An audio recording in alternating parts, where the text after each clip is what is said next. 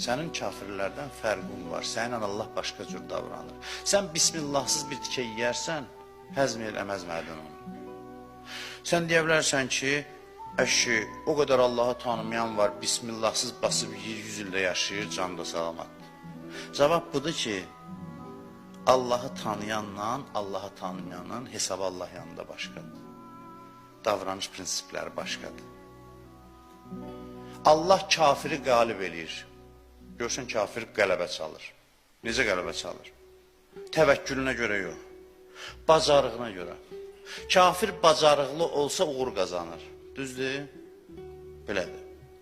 Mömində isə uğur qazanmağın bacarıqdan əlavə bir də şərti var, Allaha təvəkkül.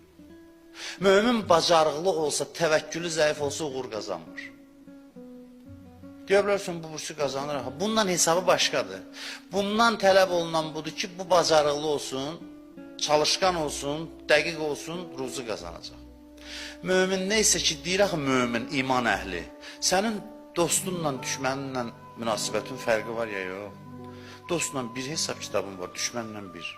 Dostdan bir gözləntin var, düşmənlə bir. Allah da belədir.